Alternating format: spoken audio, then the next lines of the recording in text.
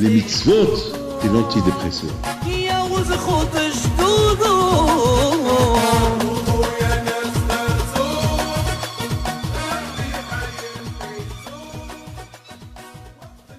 Quelque chose me rêve à Rabotai avec la permission d'Hachem.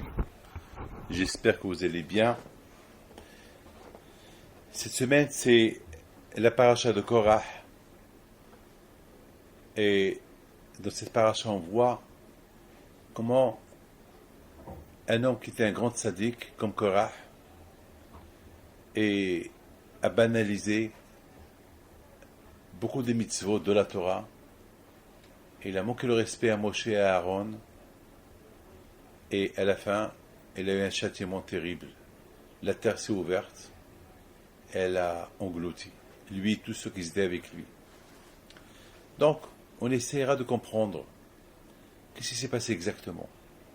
Comment un tzaddik comme Korah, qui était parmi ceux qui levaient le Aaron, l'arche de l'alliance qui était très, très pure, très saint, qui a priori celui qui la touche il meurt, il n'y a que des tzaddikim qui pouvaient la toucher, des kohanim tzaddikim qui pouvaient la toucher, et Aaron, à Cohen, lui, une fois dans l'année, il pouvait rentrer dans le Saint des Saints. C'est-à-dire que personne ne pouvait rentrer dans le Saint des Saints où il se trouve l'arche de l'Alliance.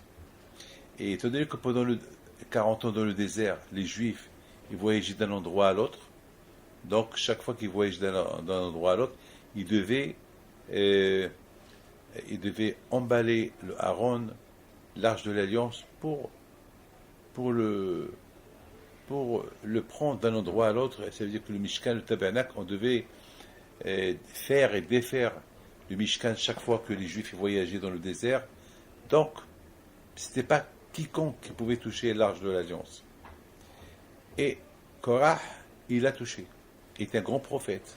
Il était riche, il était beau, c'était un homme intelligent. Et comment est devenu Amen. Comment est devenu un homme qu'on n'arrive pas à comprendre. Il s'est mis de côté, il s'est mis seul d'un côté, comme il dit Rashi, et il a fait une révolution. Lui, Datan, Abiram, il a réussi à entraîner avec lui des grands tzadikim. Comment on peut imaginer cela? Mes amis,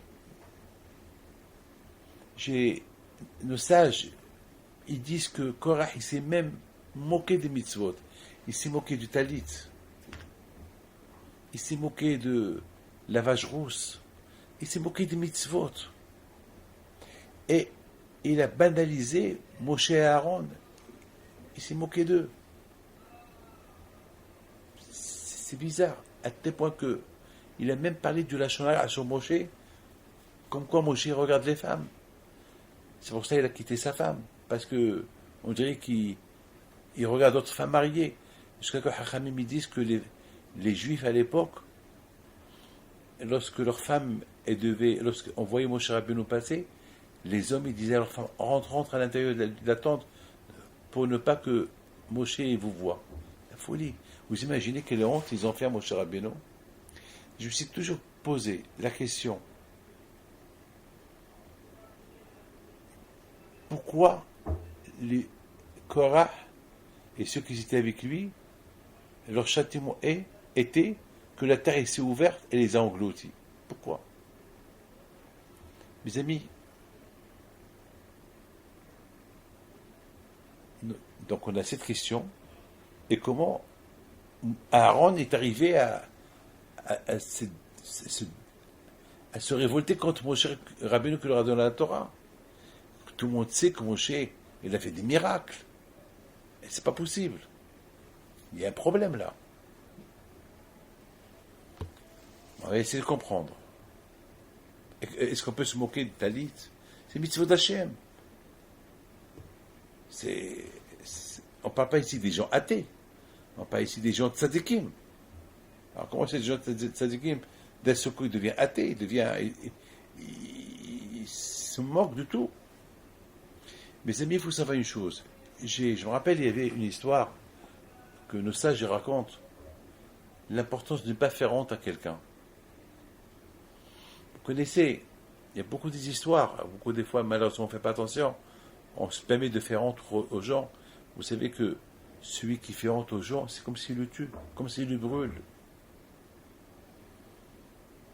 Nos sages, ils disent qu'il y avait une fois un monsieur, un rave, pardon, qui apportait toujours de la nourriture à un pauvre.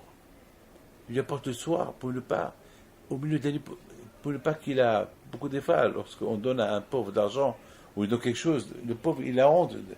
Il n'a pas le choix, mais il a honte. Écoutez, vous croyez que c'est bien d'être pauvre? Il y a beaucoup de honte. Vous savez, tous ces rabbins à l'époque qui ramassent l'argent pour les yeshivot, il faut voir la honte qu'ils subissent. Il y a des gens qui les jettent, il y a des gens qui disent, alors encore un rabbin, et encore. À la rigueur, c'est mieux de dire, je t'en prie, viens la prochaine fois, et ne pas y faire honte. Surtout recevoir un rabbin en lui faisant la tête, c'est une honte.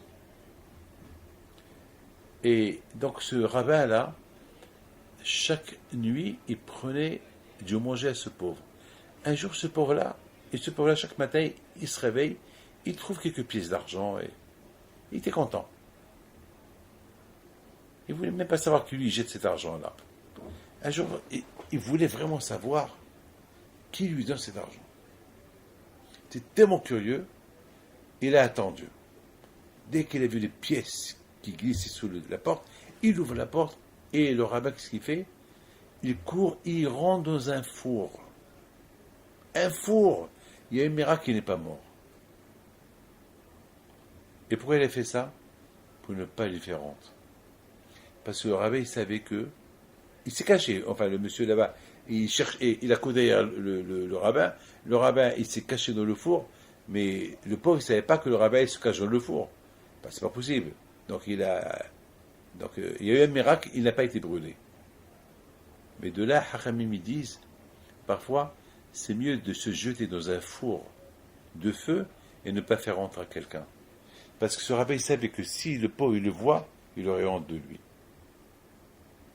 Je pense, étant donné que Korah, il a fait honte à Moshe Rabbeinu. Vous imaginez les hontes qu'il lui a fait.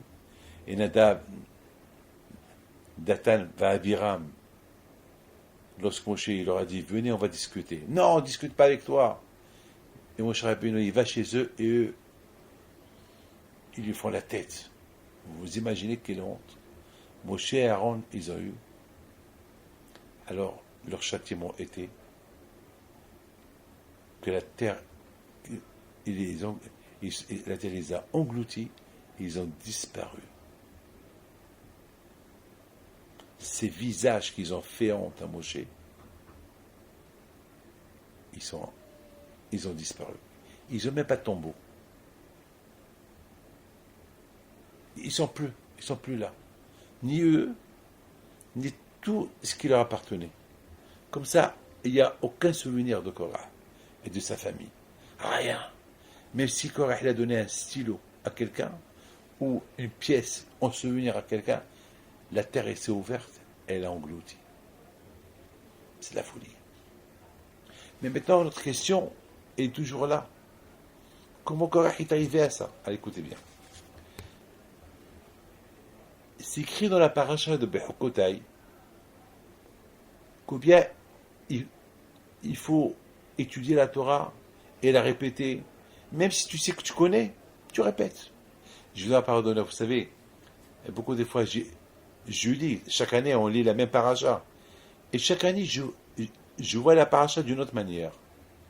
Je la comprends d'une autre manière. Et vous savez, j'ai vu mon Rav Michael Yehuda Lefkovitch Alav Shalom, qu'il a dit une fois que chaque fois qu'il étudie, même s'il a étudié la Gemara 20 fois, 40 fois, chaque fois qu'il étudie, chaque fois qu'il la répète, il la comprend d'une autre manière. C'est beau ça. C'est la raison pourquoi Kajouré il dit, c'est dommage. Si vous étudiez la Torah et vous ne la répétez pas, il n'y a pas d'effort dans l'étude, dommage, vous allez rater beaucoup de manières comment la comprendre. Mais si vous voulez comprendre toujours la Torah d'une autre manière et la comprendre mieux, il faut la répéter, il faut des efforts. Tu fais un effort, j'ai fait avec toi un effort. Et c'est quoi l'effort que je fais avec toi? Que je vais te faire livrer, je vais te faire découvrir des secrets de la Torah. Et les secrets de la Torah, c'est comme lorsqu'on découvre un secret bancaire. Lorsque quelqu'un il a un compte en banque de 10, 15, 20 milliards, et il a oublié le numéro de ce compte-là, et voilà, il y a un miracle, il découvre son secret, eh ben, vous ne pouvez pas imaginer la joie qu'il a. Eh ben, c'est ça, mes amis.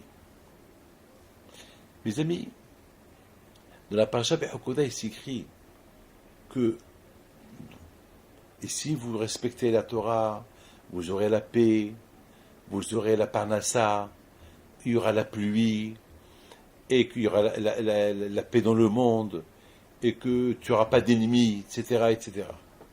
Mais si vous ne respectez pas la Torah, alors il y aura des malédictions, il y aura que Dieu préserve des Shoah, des mini-Shoah, la souffrance. Mes amis, écoutez bien.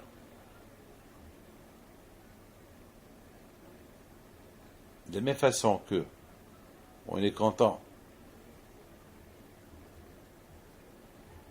des bénédictions, eh bien, il faut savoir que lorsqu'on ne respecte pas la Torah, eh bien, il y a des malédictions. Une fois, j'ai expliqué à quelqu'un, parce que quelqu'un une fois, il m'a posé une question, et pourquoi le bon Dieu il nous maudit si on ne fait pas la Torah? J'ai dit, mon fils, la plus grande malédiction, c'est lorsqu'on ne fait pas la Torah. Je ne parle même pas des malédictions, des punitions. Je parle déjà du fait de ne pas faire la Torah, c'est déjà une malédiction. Parce qu'on apporte des malédictions sur nous lorsqu'on ne fait pas la Torah. Et la plus belle bénédiction, des bénédictions, c'est pas le matériel, c'est ça la bénédiction. C'est déjà la meilleure bénédiction, c'est déjà, Baruch Hashem, que je fais les mitzvot, mais c'est une bénédiction d'étudier la Torah. C'est une bénédiction de faire Torah et mitzvot. C'est une bénédiction. Lorsqu'on fait Shabbat, on sent le plaisir du Shabbat. C'est une bénédiction. Lorsqu'une femme respecte Nida, le Shkubu, et elle sort du mikvé, elle a un plaisir, elle sent une bénédiction. Elle sent une bénédiction. Elle se sent bien. Ah, il y a quelqu'un qui m'a dit, oui, parce que c'est psychologique. Quel psychologique? La Torah, c'est pas de la psychologie, la Torah. La Torah, c'est un bonheur, c'est un plaisir, c'est une satisfaction. Oui, qu'est-ce que vous croyez? Vous pouvez m'imaginer, moi, David Pinto, enlever ma kippa? C'est impossible. Déjà, la kippa sur ma tête, c'est un plaisir. Ah, vous allez me dire quel plaisir? Eh ben, quel plaisir? Je peux pas vous décrire le plaisir que j'ai. Je peux pas. Et ma plus grande souffrance, c'est si j'ai pas la kippa sur ma tête. Une fois dans l'avion, j'ai perdu la kippa.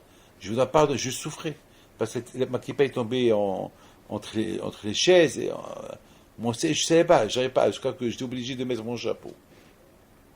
Donc je ne pouvais pas dormir avec le chapeau. C'est pas possible. Vous me voyez, moi, manger du taref. Une fois dans l'avion, j'étais en train d'écrire, j'étudie, on m'apporte mon repas cachère. Et je vois le repas cachère, il y avait un siège qui était vide, donc ils ont mis mon repas cachère à côté du siège vide. Donc j'ai dit, je termine ce que j'étais en train d'écrire et j'attaque, et je mange. Et vraiment, j'avais faim. Et à un moment donné, j'ai terminé d'écrire ce que je devais écrire. Et puis là, je voulais commencer à manger. Et soudain, je vois l'hôtesse de l'air qui arrive. Il me regarde, il me fait un grand sourire. Dans ses mains, il y avait le plat chaud, cachère. Il prend le plat qu'ils ont posé. Je dis, qu'est-ce que vous faites? Il me dit, une erreur. Et les deux plats, ils se ressemblent un peu, mais c'est que là, il n'y a pas de l'étiquette cachère, et là, il y a l'étiquette cachère. Voilà, il est bien emballé. Vous imaginez que j'aurais mangé parce que le plateau était cachère. On voyait là-bas le cachère et tout, mais pas le repas chaud. Le repas chaud était séparé du plateau. J'étais tellement heureux et content que je n'ai pas mangé ce repas jusqu'à que j'ai perdu l'appétit. J'ai dit merci, je ne vais rien manger. Prenez, merci. La Torah, c'est un plaisir. Alors, je raconte une autre histoire. J'ai vu une fois dans l'avion. Ah, moi, je peux écrire un livre sur toutes les anecdotes que j'ai dans les avions. Ah là là. Les avions, la moitié de ma vie, je l'ai passé dans les avions. Donc, la moitié de mes histoires. D'ailleurs, tous mes livres, je les ai écrits dans les avions. Oh là là, je peux écrire des tonnes d'histoires que j'ai passées dans les avions. Une fois dans l'avion, l'avion, soudainement, il bougeait. Bon, j'avais soif. Et l'hôtesse de l'air passe pour voir si tout le monde est à la ceinture de sécurité. Et puis, je demande, Madame, je peux avoir un verre d'eau? Elle me dit, bon, oui, si le temps le permet, parce que l'avion bouge. Bon, elle était gentille, elle m'apporte le verre d'eau. Mais maintenant, parce que l'avion, il bougeait beaucoup, donc elle n'a pas mis dans le plateau. Donc, elle m'a apporté le verre d'eau dans ses mains. Et j'ai vu que je ne voyais pas quelle manière je peux prendre le verre de sa main, parce que si je prends le verre de sa main, je vais être obligé de toucher ses mains. Donc, soudainement, alors, elle arrive, il faut prendre le verre. Tout de suite, j'ai eu la réaction, non merci madame. Mais non merci, j'ai plus soif, merci. Elle me regarde d'une manière quoi. Tu t'amuses, c'est quoi ça? Alors, qu'est-ce qu'elle fait? Pour me punir, elle me pose le verre à côté. Sur la table, la petite tablette là, la petite table à côté de chaque siège. Et j'ai pris le verre.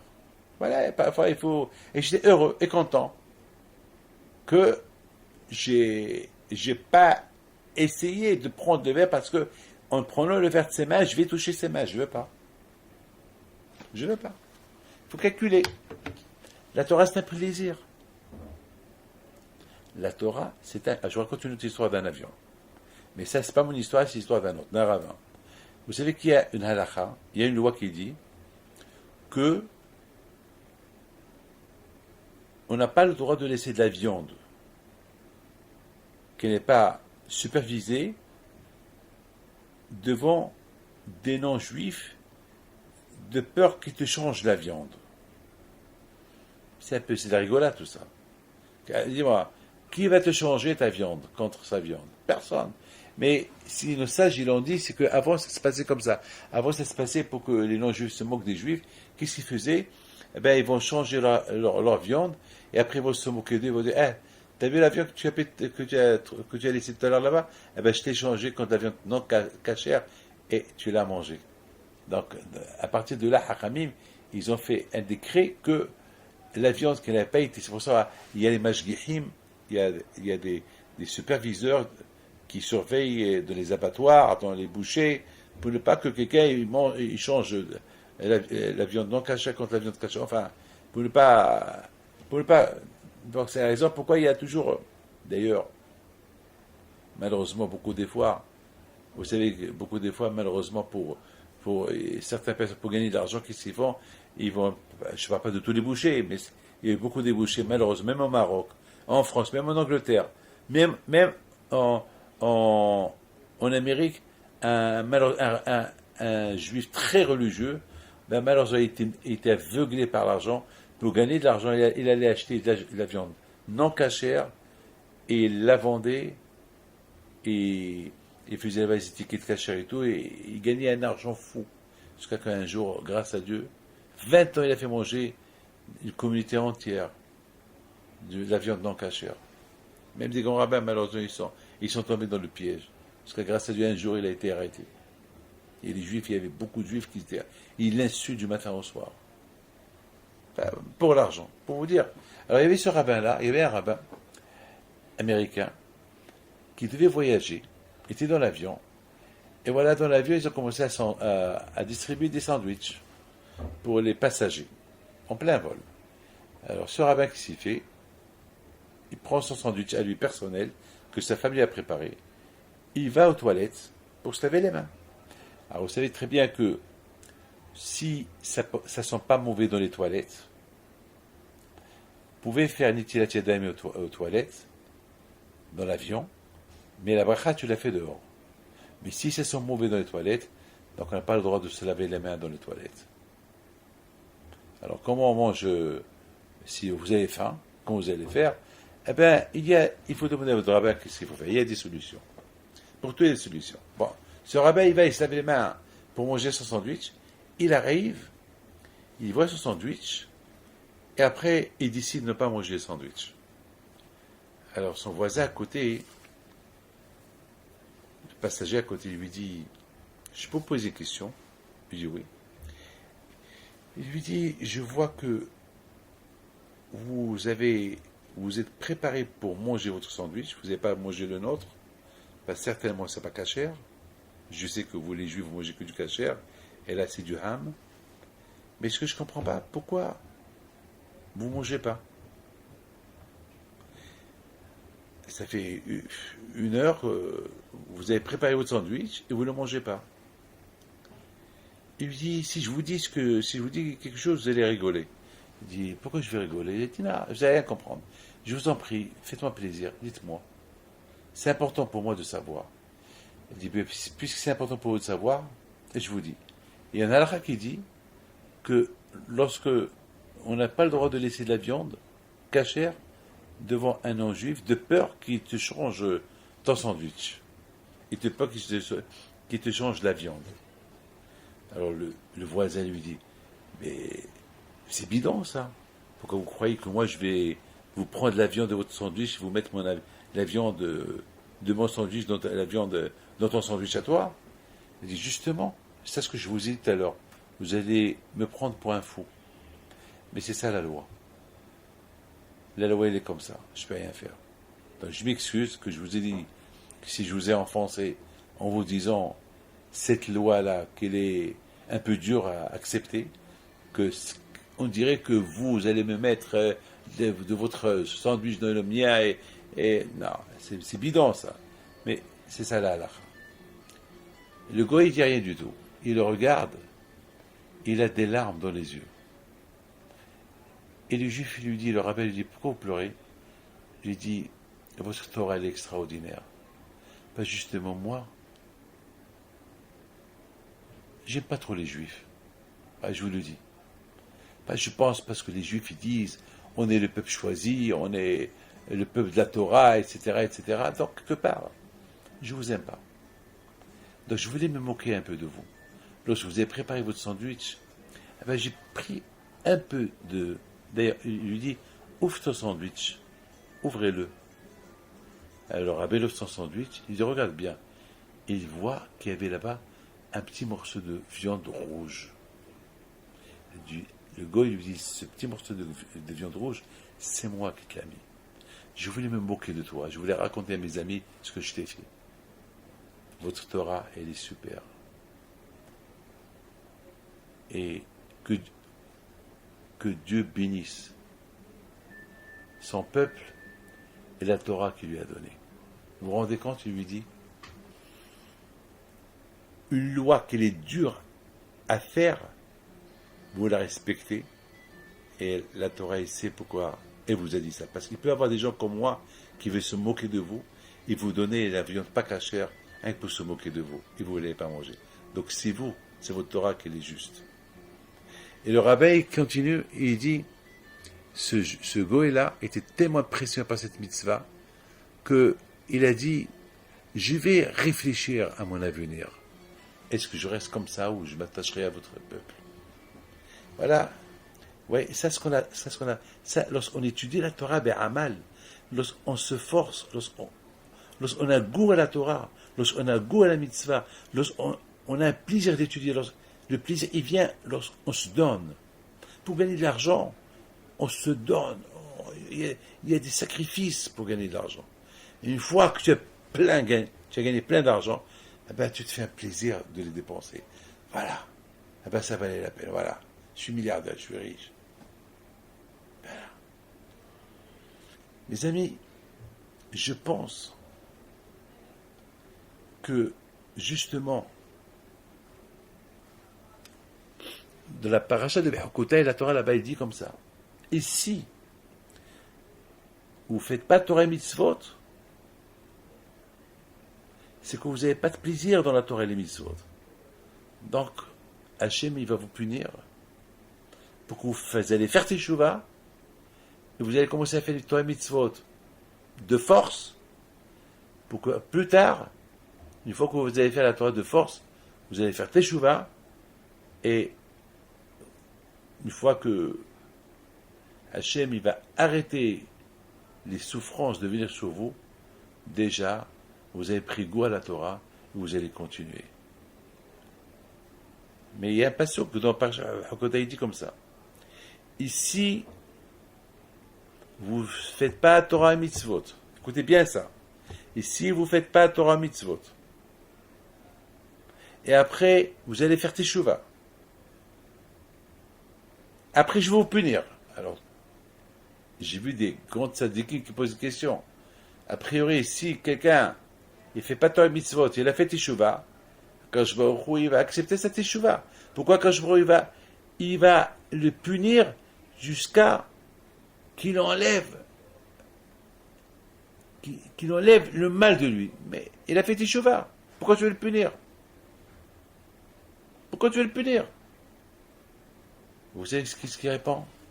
Il répond une réponse spectaculaire, ce rabbin-là, que j'ai oublié quel rabbin.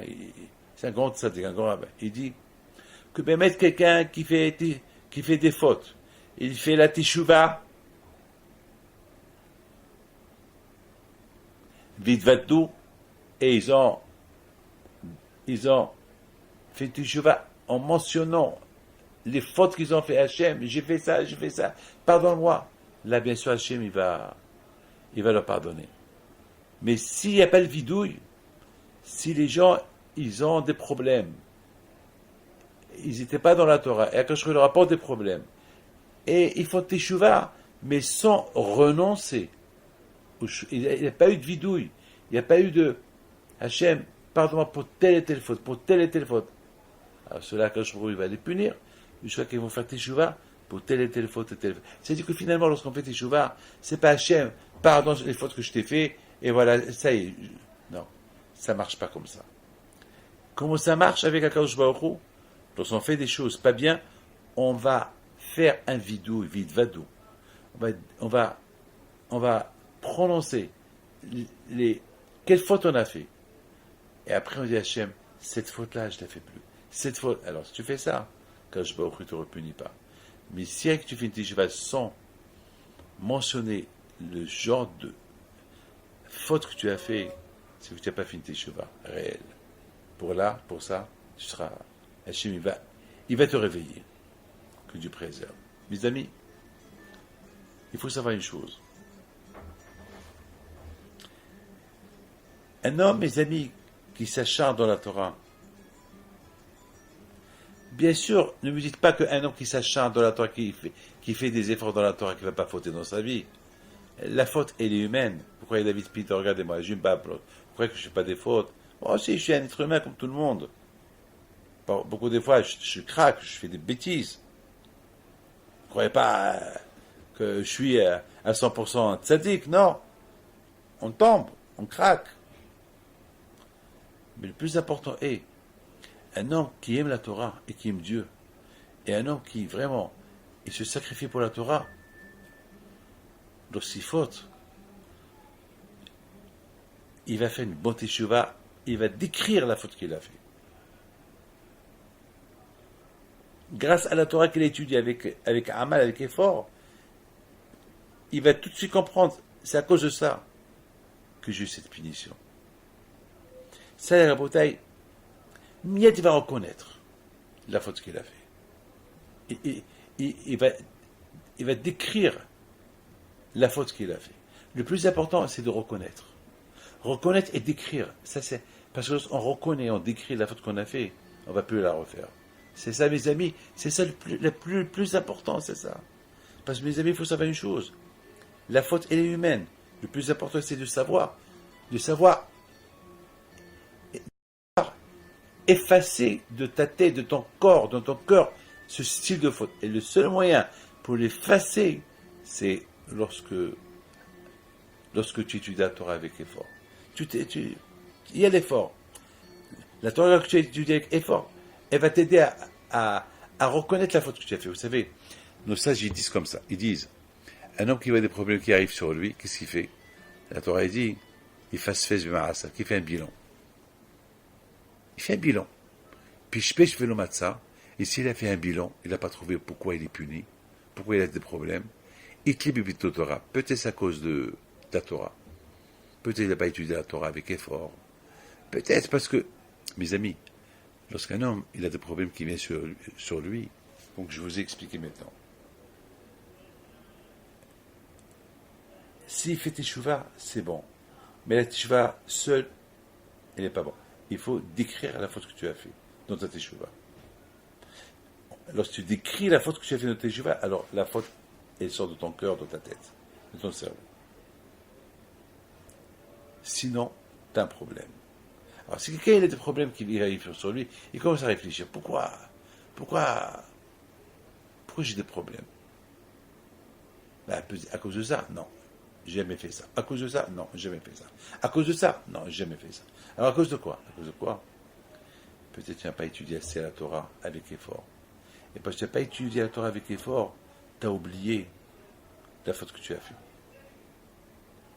Alors, c'est vrai, tu penses, est-ce que tu as fait ça? Mais la vraie faute que tu as fait, tu l'as oublié. Alors, Hitler Bibito Torah, peut-être, il manque un peu de Torah dans tes mains.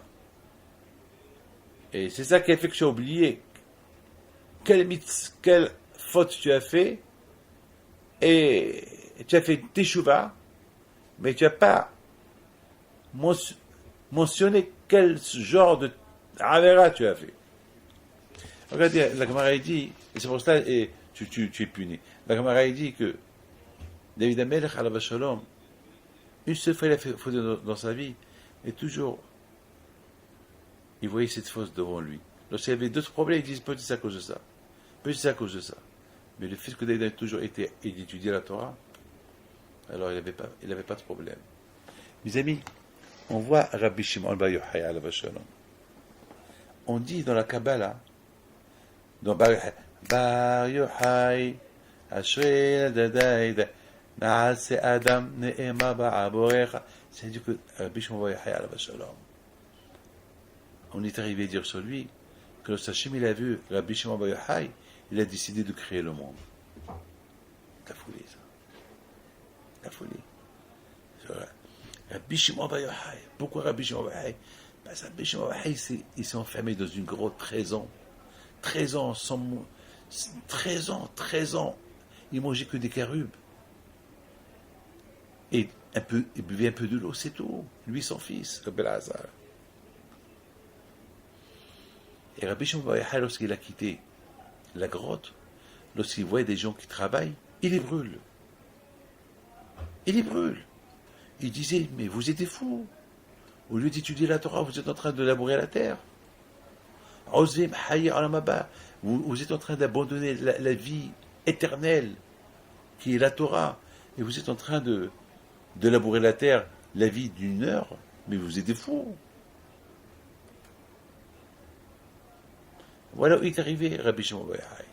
Tellement qu'il était attaché à la Torah. Vous ne pouvez pas imaginer quelqu'un qui laboure la terre pour faire pousser du blé. Sans blé, on ne peut pas manger. S'il n'y a pas de pain, s'il n'y a pas de manger, on ne peut pas vivre. Il a oublié. Il a oublié. Pour Rabbi Shimon bar Yochai, tu peux vivre avec de l'eau et des carubes comme moi. Pourquoi perdre tant de temps pour labourer la terre, semer la terre, récolter, nettoyer? Après, tu fais la farine. Perds temps. Mange des carubes comme moi. Il a oublié. Il a oublié. Alors, il y a une voix du ciel qui sort et dit à Rabbi Shimon bar Yochai, retourne à la grotte parce que tu vas pas punir chacun qui laboure la terre parce qu'il n'étudie pas la Torah, mais il faut manger. S'il n'y a pas de manger, il n'y a pas de Torah, c'est pas tout le monde comme toi.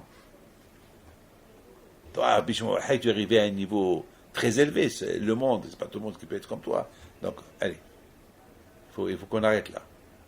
Retourne dans la grotte et reste là-bas encore un an pour que tu te déconnectes un peu du monde où tu as vécu pendant 13 ans. Il faut que tu saches que le monde où tu vis, il faut travailler, il faut labourer la terre, il y a un bureau, il faut construire, il y a la peinture, il faut peindre. C'est ça, le monde il est fait comme ça.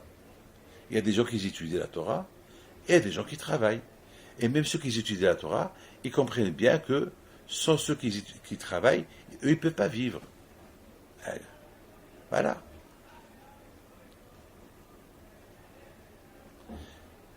Un an plus tard, Rabbi Shimon Bar Yochai sort, il voit un juif qui court, avec 2 bouquets de fleurs. Il lui dit, où tu vas? Il lui dit, ce soir c'est Shabbat. Alors c'est quoi ça dans tes mains? 2 bouquets de fleurs. Et pourquoi 2 bouquets de fleurs? Eh bien, les chevaux de Shabbat. Et pourquoi 2? Pourquoi pas un seul bouquet? Eh bien, Shamor Vezachor. Un bouquet pour me rappeler que c'est Shabbat, et un bouquet les chevaux de Shabbat. Comme les gens qui ont une bague, la bague, elle les rappelle qu'ils sont mariés. Mais ils sont mariés, mais je sais. Et il y a la Ktuba. La Ktuba, c'est une chose, et la bague, c'est une chose. La bague, elle rappelle, je suis marié. Voilà. J'ai vu dans un livre qui dit que Rabbi Shimon Bar Yochai, il dit à son fils Belazar, tu vois, combien les Juifs, ils aiment les mitzvot. Parce qu'il aurait pu hiboub mitzvah. C'est pas écrit dans la Torah d'acheter un bouquet de fleurs pour Shabbat. Et celui-là, non seulement qu'il achète un bouquet, mais il achète 2 bouquets. Tellement qu'il l'aime. Il aime la mitzvah du Shabbat. Mon fils, il faut qu'on se calme. Regardez quoi. Eux qui ne connaissent pas ce que nous on connaît, ils connaissent au moins une chose. Hiboub mitzvah. Aimer la mitzvah.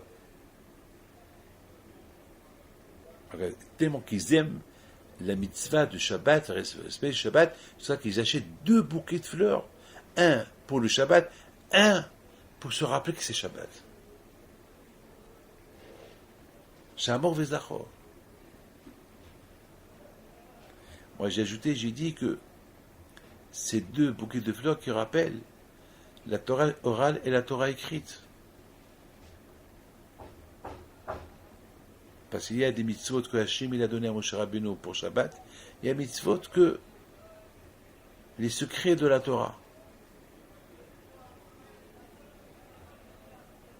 Alors, Rabbi Shimon Bar Yochai, il dit à son fils, tu vois mon fils, nous pendant 13 ans on a étudié les secrets de la Torah. Eux, ils n'ont pas le temps, ils ne savent pas le temps, ils ne savent pas les secrets de la Torah. Au moins ils achètent 2 bouquets de fleurs. Un pour la Torah écrite, et l'autre, c'est pour la Torah orale, les secrets de la Torah qu'eux, ils ne savent pas. Alors, uniquement pour ça, ça vaut la peine de se jouir et de dire à ce monsieur la Hazak. Il ne faut pas le punir, parce qu'il n'étudie pas, il court avec 2 bouquets de fleurs. Naase Adam, Neema Ba'aborer. Rabbi Shimon Bar Yochai a eu ce route que le monde a été créé pour lui. Parce que lorsqu'il a compris, il a compris.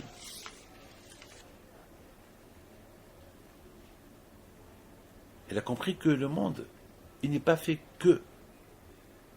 Il a compris que le monde n'est pas fait que pour s'asseoir et étudier du matin au soir. C'est pas pour tout le monde, ça. Il faut des gens qui travaillent et qui aident ceux qui étudient la Torah. Il y a des gens qui étudient la Torah. Et c'est ça la vie. Et c'est ça le monde. Donc quelque part, Rabbi Shimon Bar Yochai a compris que le monde, il ne peut pas être comme que lui il pense. Le monde ne peut être comme que Hachem il a voulu que le monde y soit. Et il s'est calmé. Dans la vie, mes amis, il y a une répétition. Maintenant, mes amis, on comprend très très bien comment Korah est arrivé à... Parce que Korah, malheureusement, Korah, il croyait savoir tout. Il croyait savoir tout. Alors que la Torah dit, il faut répéter, répéter, répéter, répéter. Parce que de plus que tu répètes la Torah, de plus que tu découvres la beauté de la Torah, tu découvres des secrets de la Torah. Et Korah, il avait cette intelligence, il était haram. Une fois, j'ai dit que Korah, c'est du verbe hoker. Hoker, il faisait de la recherche. Hoker, c'est du verbe recherche. Quelqu'un qui fait de la recherche dans la science. Korah, il faisait de la recherche. Pour comment servir encore plus Dieu. Mais malheureusement, Korah, il a arrêté de faire de la recherche. Il croit qu'il connaît tout. Il croit tout savoir. Alors, lorsque quelqu'un croit tout savoir, alors il a plus rien à apprendre de Moshe Rabbeinu. Et puisqu'il n'a plus rien à apprendre de Moshe Rabbeinu, donc il a cru qu'il est plus que Moshe Rabbeinu. Et puisqu'il a cru qu'il est plus que Moshe Rabbeinu, donc il s'est révolté contre Moshe Rabbeinu. Une fois qu'il s'est révolté contre Moshe Rabbeinu, donc il a cru que il n'a rien à apprendre de Moshe Rabbeinu. Bon, puisqu'il n'a rien à apprendre de Moshe Rabbeinu, il est arrivé à dire, peut-être ce que Moshe Rabbeinu nous a enseigné, c'est pas du vrai. Comme Talit, c'est pas du vrai, c'est du faux. Voilà où il est arrivé Korah. Mais au fait, Korah était un tzaddik. C'est rien que parce que le problème de Korah était, justement parce que lorsqu'on est tzaddik, on est prophète, et lorsqu'on est riche, et on est beau, d'une bonne famille, le tzara est très fort. Le tzara est très fort. Comme ce nazir, il y avait un nazir, un qui a fait un vœu qui ne boit plus de vin. Donc, tous les Nézirim, ils ont les cheveux longs. Alors un jour, ce nazir-là, et lorsque un qui est nazir, il veut arrêter d'être nazir, donc il faut qu'il va chez le Kohen, et le Kohen va annuler son vœu, comme il peut boire du vin, et donc il peut se couper les cheveux. Parce qu'un nazir, il n'a pas le droit de se couper les cheveux. Pourquoi? Parce que le fait qu'il ait les cheveux longs, ça le rappelle qu'il est nazir. Donc c'est comme Samson, Shimshon. Shimshon était nazir, il avait les cheveux longs. Pourquoi? Parce qu'il n'avait pas le droit de boire du vin. Et lorsque quelqu'un il dit je vais devenir nazir, donc il n'a pas le droit de boire du vin. Et quelqu'un qui devient nazir, il ne faut plus qu'il coupe les cheveux. Il faut que ses cheveux ils deviennent longs. Alors, le jour qu'il veut arrêter d'être nazir, donc il va chez le Kohen, et le Kohen il lui annule d'être nazir. Alors ce monsieur-là, ce nazir, vient chez Shimon HaTzadik, il était beau, ses cheveux longs, bel homme. Et Shimon HaTzadik était fasciné de ce beau visage. Il dit, mon fils, pourquoi tu veux arrêter d'être nazir? Pourquoi? Mais celui comme j'ai dit, celui qui veut arrêter d'être nazir, il faut qu'il apporte korban hatat. Il faut qu'il apporte un sacrifice de la faute. Et le Kohen, il lui annule. Après là, il peut couper les cheveux et il peut boire du vin. Alors, Shimon HaTzadik dit, mon fils, pourquoi tu veux arrêter? Il dit, mon père, le Kohen Gadol, mon tzaddik, Shimon HaTzadik, je suis berger. Et alors j'ai pris mon troupeau vers l'eau pour boire. J'ai vu le reflet de mon visage à travers l'eau et j'ai vu que j'étais beau. Alors j'ai décidé de détruire ma beauté, d'arrêter d'être nazir et de me raser les cheveux. Être nazir, c'est un sacrifice, ne pas boire du vin. Mais si le Tzara, il veut m'avoir par ma beauté, je préfère mouchir, enlever mes cheveux. Shimon HaTzadik, il l'embrasse, il lui dit que Dieu fasse qu'il y ait beaucoup de gens comme toi. Parce que malheureusement aujourd'hui, qu'est-ce qu'on fait? On veut être beau. On se met devant le miroir, on se coiffe, et pour être un bel homme, on s'en fout. Comme ça, comme les gens ils disent, chauffonnez, regardez-moi. Ah, je suis beau, je suis bien, je sens beau. Santé, regardez-moi, je suis belle, je suis beau. Et les femmes, ils se maquillent pour qu'ils soient belles. C'est péché. C'est le Tzara, tout ça. Une fois, une femme, elle est venue chez moi. Ça puait le parfum. Elle sentait le parfum. J'ai dit, madame, c'est quoi tout ça? On dirait qu'il s'est trempé dans un bain de parfum. C'est vraiment tout là où j'étais. Tout le monde, c'était fort. Elle me regarde. Elle me dit, j'aime. Je dis, tu aimes? Mais nous, on n'aime pas. Mais un peu, c'est pas peine. Chez toi à la maison, pour ton mari si tu veux, mais c'est pas peine de te faire voir devant tout le monde. Pourquoi? Je dis pas que ça ne parfume pas, c'est naturel, c'est normal. Mais c'est pas la peine de. Je voudrais pas d'honneur. On était obligé d'ouvrir les fenêtres pour aérer un peu la chambre. C'était trop. Non, il faut que tout le monde la regarde. La Gemara dit, pourquoi le temple a été détruit? C'est parce que les femmes, elles se découvraient un peu le cou, ils mettaient des bijoux pour que les gens y voient, ils sont attirés par les bijoux, et lorsqu'ils voient les bijoux, ils voient un peu qu'ils sont pas trop couverts pour chauffer les hommes pour aller avec. Et c'est pour ça que le temple a été détruit. La Gemara dit que la fille de Rabbi Hanina ben Dossa a été punie. Pourquoi? Parce que lorsqu'elle voyait les Romains passer, elle marchait un peu.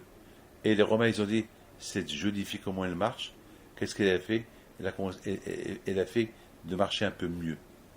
Pour qu'ils disent encore, oh, elle marche encore mieux.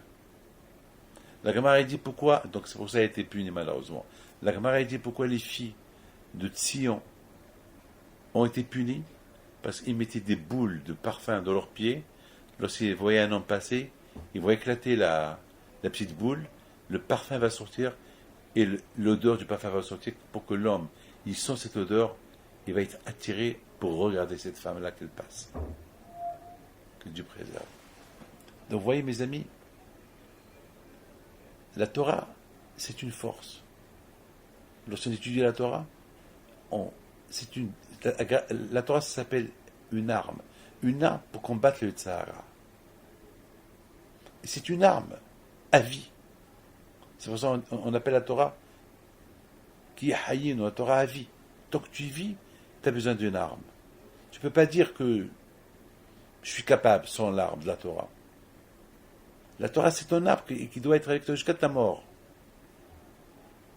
Alors maintenant, le problème de Korah, justement parce qu'il croyait qu'il savait tout, eh bien, il est arrivé à tomber dramatiquement jusqu'à que il s'est rendu. Au moment que la taille s'est ouverte, il a dit Moshe Emet Betorat. C'est maintenant qu'il a réussi à comprendre Moshe, il est vrai, et sa Torah, elle est vraie.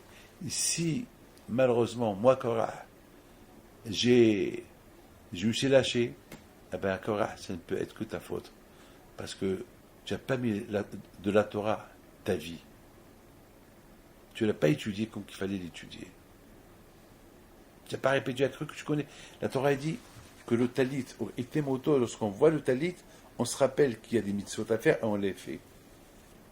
Donc, puisque Korah, il se moque du talit, donc il n'y a rien à se rappeler. Il croit qu'il connaît tout. C'est été item ou sratem va'asitem. Et dans la Gemara de Manachot, il dit, Re'iya, lorsque tu vois le talit, Re'iya, mais lorsque tu vois, tu te rappelles, parce que le talit, c'est pour te rappeler tu es juif, te rappeler que tu as un mitzvot à faire. C'est la raison pourquoi lorsque on va au cimetière, on n'a pas le droit de marcher avec un talit dehors. Pourquoi? Parce que les morts, ils sont jaloux.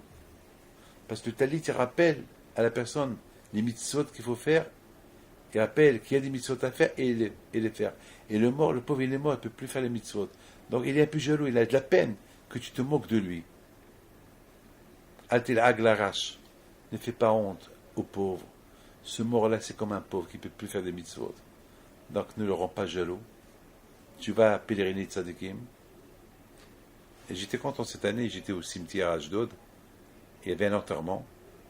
Et j'ai oublié, mon talit était dehors.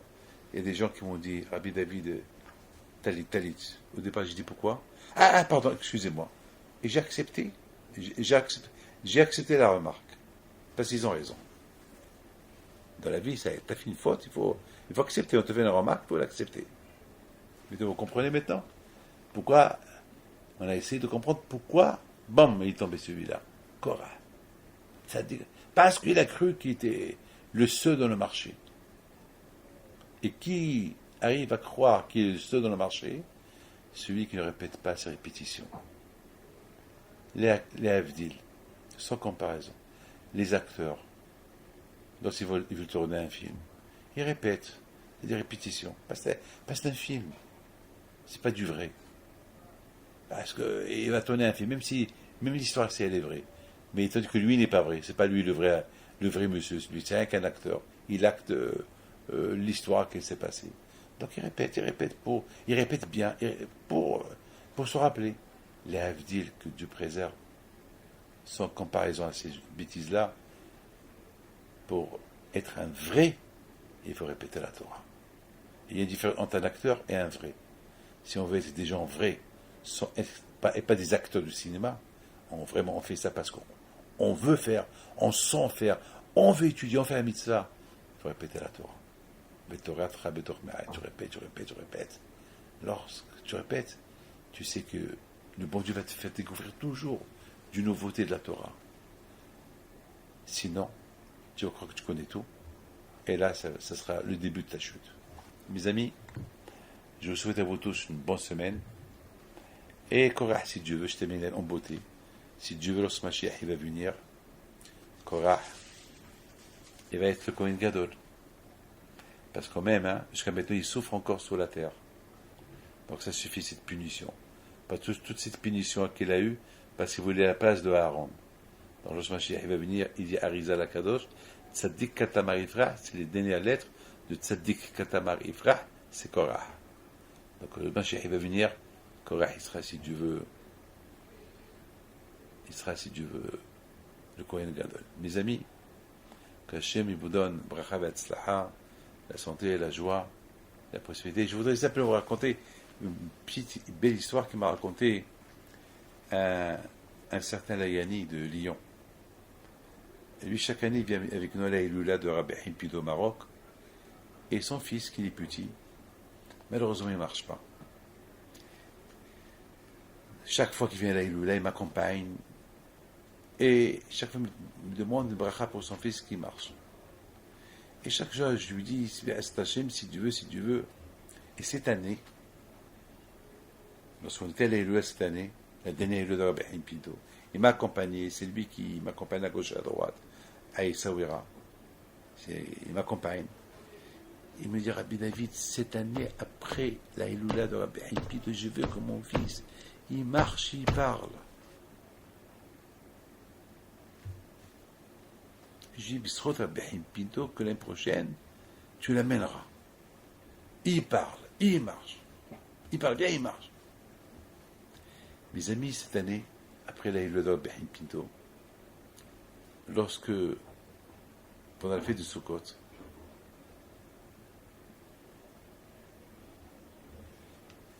toute la famille était assise, et le bébé, il commence à marcher. À la surprise de toute sa famille. Et le bébé, qu'est-ce qu'il fait? Il regarde la photo de Rabbi Himpido. Il dit, Rabbi Himpido, tu es content? C'est grâce à toi que je marche. Un enfant de 3 ans. Rabbi Himpido, c'est grâce à toi que je marche. Merci Rabbi Himpido. Partons zéroute. Un enfant de 3 ans, il parle comme ça. C'est une belle histoire. Mes amis, la Iloula de Rabbi Himpido, beaucoup de gens qui sont partis. Ils se sont mariés. Beaucoup de gens qui sont partis là-bas à la Iloula. Le bon Dieu leur a donné ce qu'ils avaient besoin. Que le bon Dieu vous protège à vous tous. Mais il ne faut pas uniquement aller chez Rabbi Himpido pour profiter, prier et avoir de ce que vous voulez. Aller chez Rabbi Himpido, c'est une chose, mais aussi il faut se rapprocher d'Hachem un peu plus. C'est le plus important. qu'Hachem protège America ragazzi.